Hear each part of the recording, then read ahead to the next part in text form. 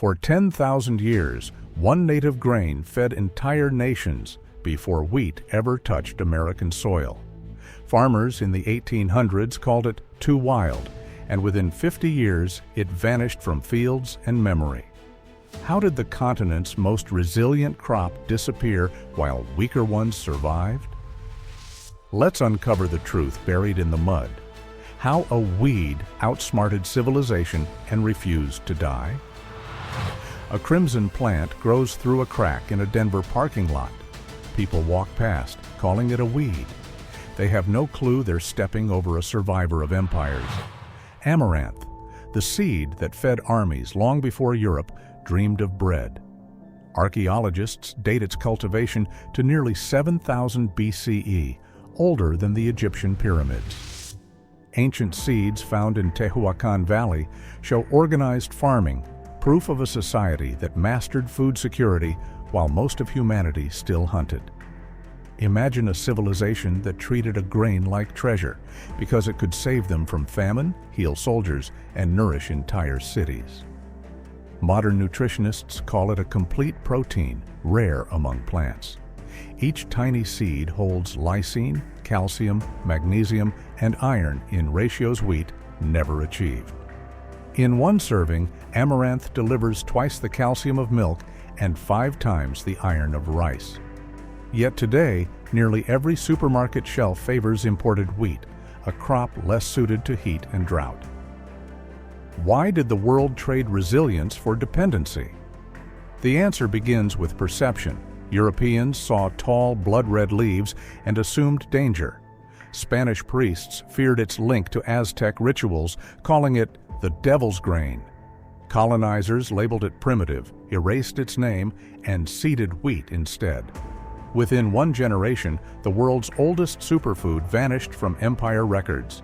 Still, amaranth refused extinction. Hidden in mountain villages, families saved small seed jars, planting them under maize for cover. Farmers in Oaxaca kept it alive through rebellion, drought, and cultural suppression. Centuries later, scientists rediscover its DNA and realize this so-called weed could outlive climate collapse. Next comes the question that rewrites food history. If amaranth built empires and defied extermination, what made it powerful enough to threaten conquerors themselves? Archaeologists digging in Mexico's Tehuacan Valley found amaranth seeds in clay pots dating back 9,000 years. That's before the wheel reached Europe, before the first pyramid rose in Egypt. While other societies struggled to tame wheat, indigenous farmers in the Americas had already mastered this red grain that could grow almost anywhere, from dry highlands to jungle edges. The Aztecs called it huautli. They grew it beside maize and beans, building a food system so advanced that modern scientists still study its efficiency. Each harvest produced thousands of seeds per plant. It resisted pests, healed the soil, and thrived with little water. In a world of famine, that kind of plant was power. Amaranth shaped religion too. The Aztecs believed the seeds carried divine energy. Every spring, families gathered to honor the gods with dough, made from amaranth and honey, sculpted into sacred figures. Spanish chronicler Bernardino de Sahagún wrote in 1569 that these figures were consumed as holy flesh. That line alone sealed the grain's fate. When Hernán Cortés marched into Tenochtitlan in 1519, he saw a city of 200,000 people, clean streets, floating gardens, and enough grain stores to feed an empire. Amaranth fueled it all. The Spanish were amazed, but fear soon followed. To them, this food looked like rebellion disguised as religion. They outlawed it within years, replacing its fields with European wheat. Still, imagine the sight. Vast red fields shining under the sun, a living currency traded across Mesoamerica, more precious than gold dust. That power came from a seed smaller than a pinhead, a seed that turned faith into nutrition and community into empire. But what happens when conquerors decide that food is sin and faith becomes forbidden? In 1520, Spanish soldiers reported a strange food in the Aztec capital. They saw warriors eating small cakes made from amaranth mixed with honey and human blood during ceremonies. To them, it looked like blasphemy. To the Aztecs, it was an honor.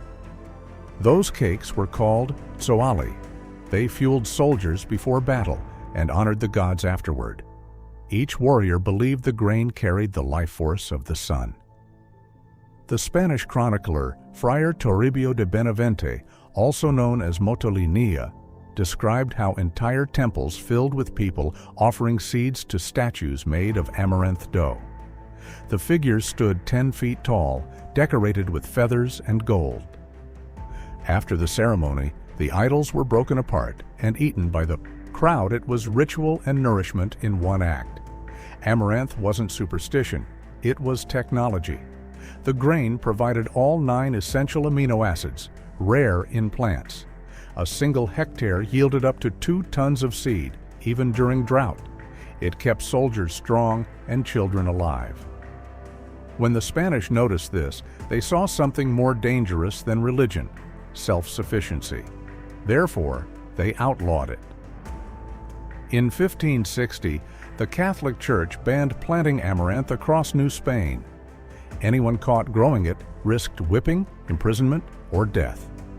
The punishment was to send a message: convert your fields or lose your life.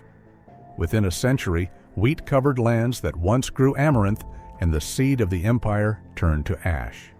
Still, some farmers in Puebla hid seeds in clay pots, planting them behind corn rows. Their defiance kept the grain alive. That quiet resistance shaped survival for generations. But the ban did more than erase a crop. It rewired how entire nations ate. And what came next twisted food into a weapon of control, one harvest at a time. By 1521, Tenochtitlan had fallen, the Aztec temples burned, and with them, an entire food system collapsed. The Spanish saw the city's gardens as trophies of conquest. They didn't understand that those floating fields, chinampas, fed more people per acre than Europe's best farmland. They cared about gold, not grains. The Catholic Church took charge of what came next. Friars believed the Aztec rituals linked to amaranth were pagan. They saw the red seeds as symbols of blood sacrifice. So they began a quiet but devastating campaign. In 1560, priests across New Spain ordered every amaranth field destroyed. Soldiers poured salt on the soil. Families who resisted faced whipping or worse. The policy came from fear. Food tied to faith meant independence. Therefore, they brought wheat from Europe. Wheat needed plows, horses, and mills, tools only the colonizers owned. It turned free farmers into laborers overnight. One Spanish governor bragged in 1570, "We have replaced their idols with bread." The phrase sounded holy. In truth, it meant control through hunger. However, amaranth didn't vanish completely. In the mountains of Puebla and Oaxaca, indigenous women hid seeds inside maize baskets. They pretended to plant corn, but beneath it grew the forbidden crop. Anthropologists later found those lineages still intact. That quiet defiance outlasted empires. By the 1800s, colonial rule had reshaped diets across the Americas. Wheat became a symbol of status. Native grains turned into signs of poverty. The seed that once built cities now grew in secret, seen as a weed. So a question rises here. When science later proved this banned grain held 30% more protein than wheat, why did the world ignore it for another 3 centuries? The next part of the story exposes who profited from that silence. By the early 1600s, wheat ruled the colonies. Spanish ships brought tons of it from Europe, turning a crop of empire into a global weapon. In Mexico, Guatemala, and Peru, amaranth fields were gone. The grain that once fed millions was replaced by one that demanded plows, oxen, and endless water. That change wasn't progress. It was dependency disguised as civilization. Wheat became a symbol of status. colonial priests preached that bread made from it was the food of God's children. Corn and amaranth were treated as lesser for the poor or the uncivilized. European settlers built mills and charged indigenous farmers to grind their grain. Every loaf became a transaction. The same land that had once sustained whole cities now served the church and the crown. By 1700, wheat had spread north into Pueblo and Navajo territory. Governments pushed indigenous farmers to abandon their native crops. Spanish missions gave them seeds as gifts, knowing that wheat needed irrigation and metal tools, both controlled by colonizers. Dependence grew with each harvest. Wheat was profitable, amaranth was not. The economy chose profit over nutrition. Then came industrial agriculture. By the 1800s, railroads carried wheat across continents. It turned into a commodity, measured by tonnage, not taste. Amaranth had no lobby, no empire behind it. Scientific journals from the 1890s already noted its unmatched nutrition, yet Western markets ignored it. Feeding people mattered less than feeding the system. However, the story doesn't end in silence. A few scientists in the 20th century began asking dangerous questions. Why did we replace the most resilient grain with one that drains the earth? And who keeps that imbalance alive? Because in the 1970s, a handful of researchers ran a simple experiment. They planted a seed banned for 400 years, and what they found challenged every rule of modern farming. In 1972, a young botanist named John Downton planted a few amaranth seeds in a greenhouse at the University of Nebraska. He'd found them in a jar labeled Aztec grain, obsolete. The plants grew fast, their red stalks taller than corn. Within 6 weeks, they produced thousands of tiny seeds. That simple experiment reopened a door history had closed for 4 centuries. Scientists began running the numbers. The grain contained 16 to 18% protein, more than wheat, corn, or rice. It held every essential amino acid, especially lysine, something wheat lacked. NASA took notice in 1983, calling amaranth a candidate crop for space missions. It grew in poor soil, required less water, and thrived in heat above 40 degrees Celsius. In the same decade, India began trials in drought-prone Rajasthan. The results stunned researchers. Amaranth produced yields even during dry seasons when other crops failed. Therefore, it caught the attention of nutritionists worldwide. The Food and Agriculture Organization, FAO, listed it as a potential global food security crop. Its leaves contained calcium, iron, and vitamin C. Its seeds could feed humans and livestock alike. Yet industrial agriculture ignored it. There was no patent to file, no multinational profit. Wheat already owned the world's fields. Then came the irony. Health food stores in the United States started selling ancient grain products: puffed amaranth, amaranth flour, amaranth bars. The same food once banned by the church is now sold as a luxury snack. Indigenous farmers who kept it alive through persecution earned nothing from this revival. So, the scientists proved amaranth could feed a planet under climate stress. But a new question rose. If rediscovery was real progress, why were farmers still forbidden to plant certain ancient seeds without paying corporate fees? By the early 1990s, amaranth was showing up on U.S. grocery shelves again. Health brands packaged it in shiny boxes, calling it the next quinoa. Most buyers had no idea the seed came from indigenous farmers in Mexico, Peru, and Bolivia. The same grain once outlawed by Spain now wore a premium label in Whole Foods. The irony cut deep.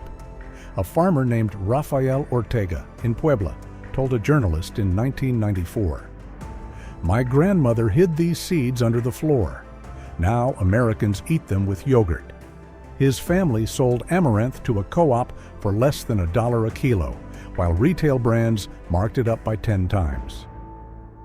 The profit gap showed how history repeats itself. Those who preserve the crop rarely benefit from its revival. However, the crop began drawing global attention.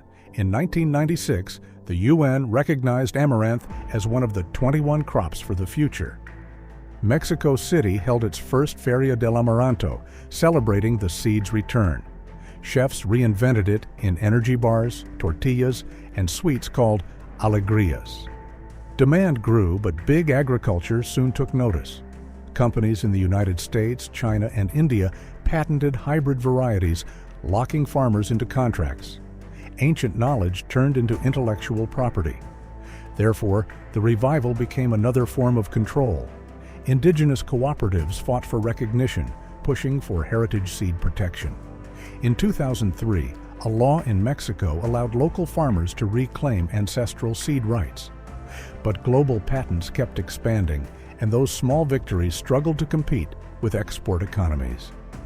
So, amaranth made its comeback, yet ownership slipped away again. Which leads to a harder question. How can a grain that feeds the poor be priced out by laws written for the rich, and who still writes those laws today? By 2005, the world was producing more wheat than ever before, over 620 million tons a year. Yet hunger still affected nearly 850 million people. The math didn't make sense. The problem wasn't supply, it was monopoly. A handful of corporations controlled the seeds, the fertilizers, and the markets. Amaranth, with its independence from industrial systems, had no place in that equation. Most countries subsidized wheat and corn, not ancient grains. The United States alone poured $20 billion a year into those crops. That money shaped global diets. Wheat became the cheap foundation of bread, pasta, and processed food. Amaranth stayed in niche shelves, labeled organic, artisan, or boutique. The seed, once called sacred, was now branded as luxury. However, a few farmers tried to fight back. In Peru, agronomist Teodoro Arce led a project in 2010 to reintroduce native amaranth varieties. His team discovered that small mountain plots produced higher yields with fewer inputs. They called it the anti-industrial crop. The project succeeded locally but collapsed when large exporters refused to buy.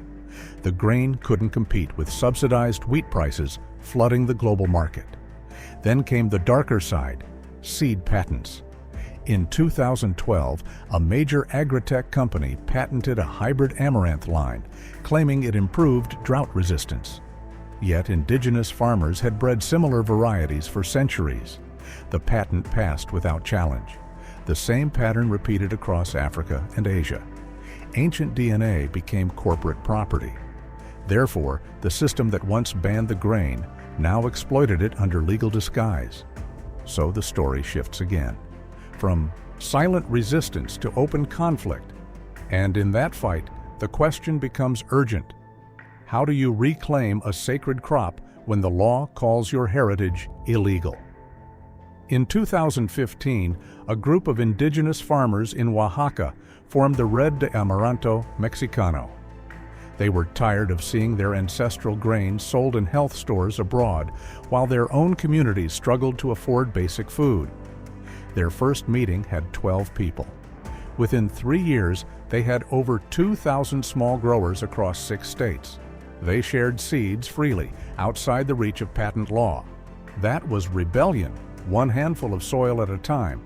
The farmers built a network of trust instead of contracts. Each member kept part of the harvest for seed and shared the rest through local markets. Their yields averaged 1.8 tons per hectare without chemical fertilizers. The movement spread into Guatemala, Peru, and Ecuador. Amaranth became a quiet form of resistance, a reminder that food security doesn't need corporate permission. However, they faced endless pressure. In 2018, a U.S. grain company tried to trademark Amarantha, claiming exclusive branding rights on global exports. Legal groups fought back, arguing the name came from a millennia-old language. The case lasted 2 years before the claim was withdrawn, but it showed how far markets would go to own what never belonged to them. Then something remarkable happened. Mexican schools began serving amaranth bars to children under a government nutrition program. Within 2 years, anemia rates dropped 12% in test regions. Scientists confirmed the results in 2020. The grain that once built empires and survived persecution was feeding the next generation again. Therefore, what began as cultural revival turned into public health progress.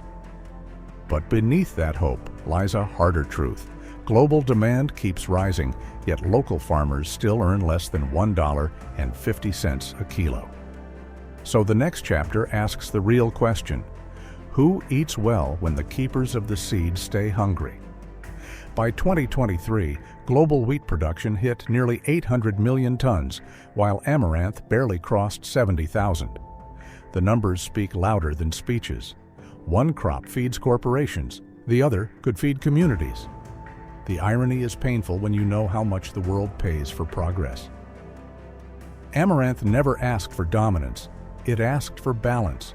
It grows where nothing else survives, in soil that would starve wheat. Its seeds stay viable for decades. In Bolivia, farmers pulled 30-year-old amaranth from storage, and it still sprouted. Compare that to hybrid wheat that dies after a single generation unless bought again. The contrast explains who gains from scarcity.